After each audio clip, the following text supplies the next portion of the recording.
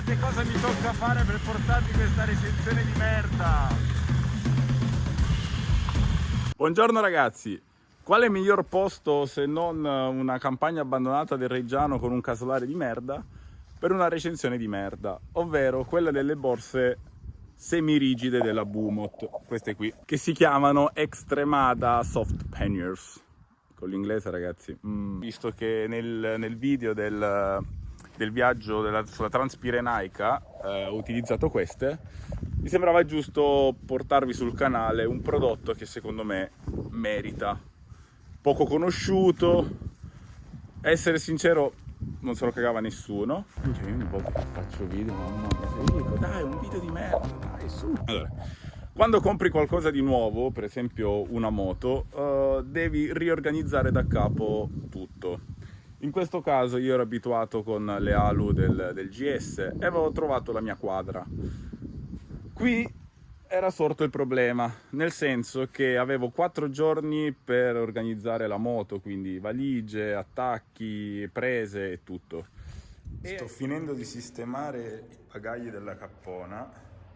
L'unico problema è che non avendola mai caricata devo capire un po' come gestire. Allora, tecnicamente qui ho messo tutte le robe da campeggio, qui le robe elettroniche, qui i vestiti. E a essere sincero, le valigie originali KTM che produce Touratech non mi facevano impazzire, non tanto per la qualità costruttiva, perché penso che Touratech faccia degli ottimi prodotti, ma più che altro perché il lato dello scarico era senza scasso, cioè vuol dire che questo telaietto arrivava fin qua e quindi avevi praticamente mezza pista di partenza degli aerei sul lato destro della moto e la cosa non mi faceva impazzire. Oltretutto c'era anche il problema delle tempistiche, ovvero che per adesso, non so se per adesso, non so se è da sempre, gli optional KTM ritardano e quindi avevo 4 giorni di tempo. Insomma, mi sono fatto un po' un giro su internet per vedere cosa c'era sul mercato e molte case produttrici di valigie e telaietti non avevano ancora né i telaietti del KTM Super Adventure R del 1290 e neanche le valigie. E fortunatamente è venuto in soccorso Marco Cappelli del 6% che mi ha proposto queste valigie della Bumot. Sono andato sul sito, ho controllato e ho optato per queste Extremada Soft Panniers, meglio semirigide, perché queste ragazzi sono delle valigie semirigide, ovvero che hanno la parte interna in questa, non so che materiale è, plastica dura, insomma vi lascio poi il link in descrizione per guardare tutte le info del caso, e la parte esterna invece è in cordura, quindi questa qua, quindi resistente alle abrasioni. Noi ancora non l'abbiamo scoperto, o meglio ho fatto un paio di cadute da fermo e hanno retto. Oltretutto una, mentre ero in giro con Alvise, avevo sbagliato, insomma mi ero dimenticato di chiudere questo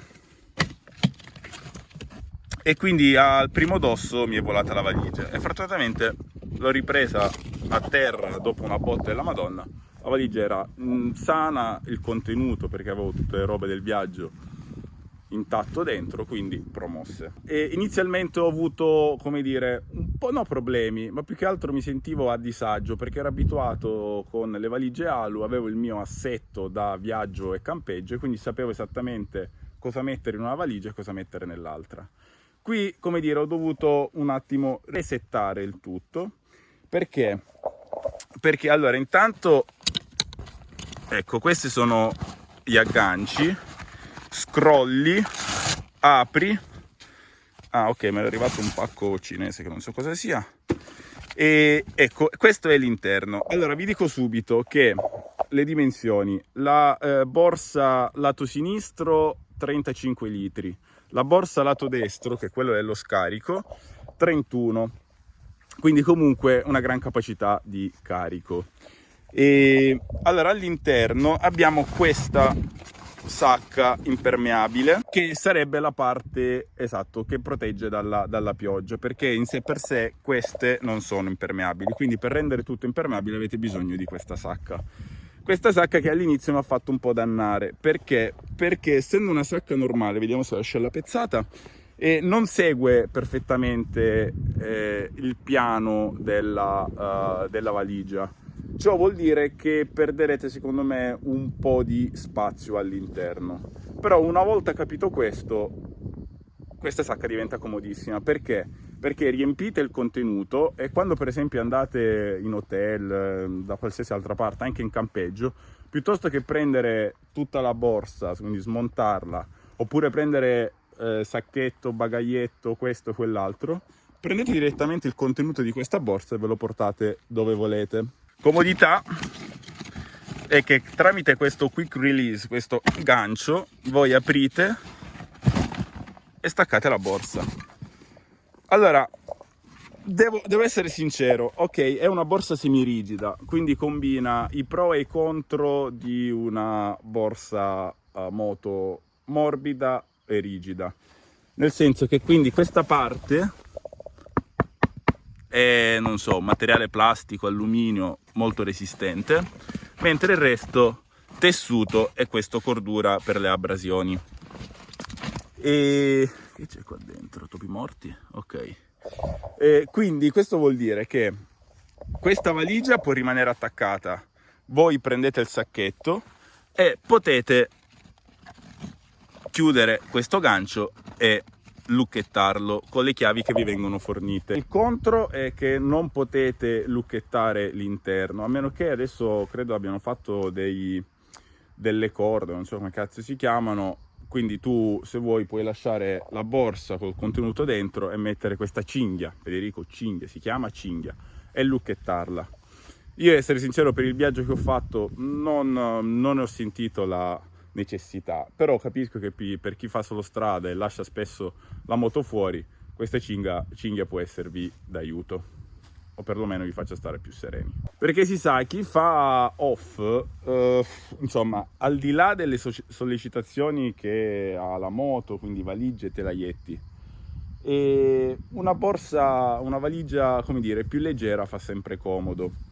Oltretutto l'off che abbiamo fatto noi in questo viaggio è stato più o meno impegnativo, quindi il pro di avere una valigia morbida, al di là del peso, sono anche le sollecitazioni in sé per sé durante il percorso, durante la traccia, durante la marcia, che in caso di caduta. Perché? Perché insomma, questa comunque è una parte morbida, quindi il problema delle valigie rigide è che si ammaccano, quando cadi anche da fermo rischi di far danno ai telaietti, e se cadi in marcia avere una valigia in alluminio sopra la caviglia non è una cosa buona. Parlando di borse morbide, Alessio aveva preso quelle l'Amphibious, che sono completamente morbide, avevamo comunque bisogno del telaietto, ma non so perché, se è la qualità costruttiva, se le aveva attaccate male o proprio perché avevamo fatto strade di merda, si sono sbrandellate, cioè gli strap non tenevano più, gli si era scucita una parte, quindi insomma sono contento che queste siano rimaste integre, stranamente. E una cosa che mi è piaciuta tanto è che grazie a questi ganci io ho avuto la possibilità di caricare altra roba sopra, già che comunque è abbastanza capiente, quindi anche se non la rulli tutta, la lasci fin qua, chiudi, puoi mettere comunque altra roba sopra. Una cosa che mi è piaciuta tanto e che ho apprezzato in questo viaggio sono state queste tasche, appunto queste tasche esterne in tutte e due le valigie, dove praticamente tu non sai dove mettere una roba, la infili lì, uno come portaborraccia, uno come porta tre piedi, quest'altro per portare il grasso catena, e infine questo dove metto le ciabatte Decathlon sesso repellenti. Volete lucchettare le valigie, questa c'è la chiave, e questo gancio non si apre più. Quindi le valigie sono al sicuro, ma non il contenuto. Adesso vi faccio vedere come si montano. Ci sono questi ganci, vanno incastrati qui. Sì. Prima dovete aprire qua. Ok. Chiusa. Quindi sono anche molto comode sia da agganciare che da sganciare.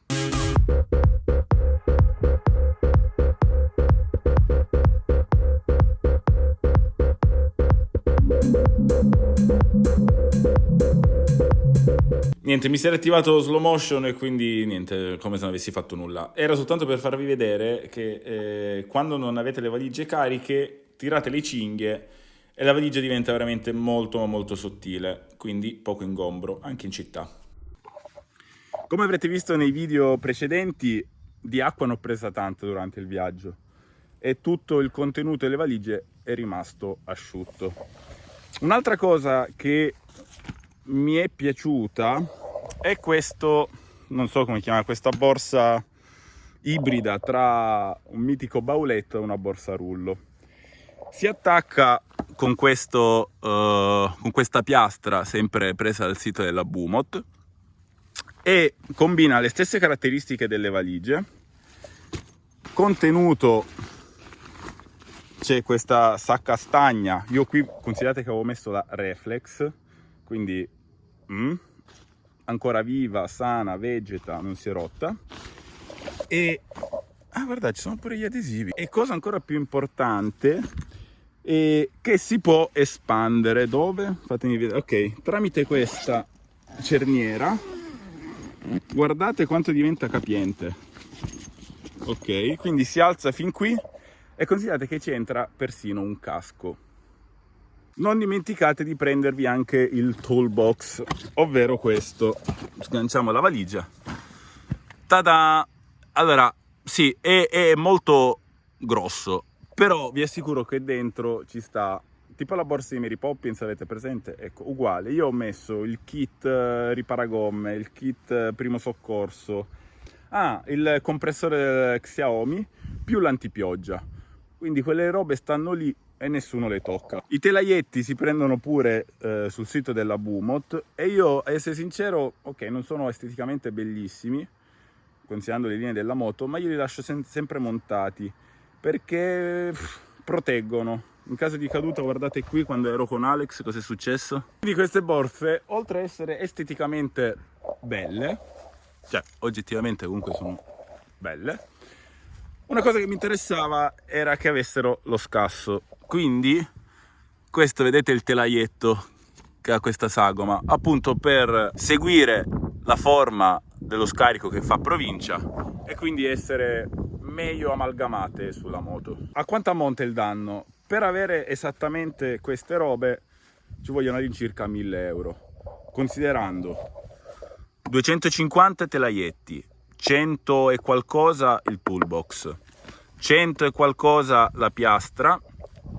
500 euro le borse e se non sbaglio altri 150 questa borsa. Non è economico, però secondo me vale tutti i soldi spesi. Adesso non ricordo, ma dovrei avere anche un codice sconto, non mio ma penso quello di Marco, quindi se avete bisogno vi lascio qui in descrizione il codice. Altra cosa, ho anche le valigie rigide, si chiamano Defender, Evo, una roba del genere, ma quelle adesso non ve le porto perché non le ho ancora provate, però fanno anche le rigide, quindi date un occhio anche a quelle. Per il resto, niente, spero che questa recensione di merda sia stata utile, se avete altre domande scrivetemele qui sotto sui commenti, sono già tutto sudato. Va bene? Ci vediamo al prossimo video che probabilmente sarà del giro in Spagna. Shukran. Ecco, questo è quello che succede quando vi dimenticate di chiudere questa. È già la seconda volta che mi succede perché io sono mezza testa. Vediamo se funzionano ancora. Eh sì. Federico sei un coglione.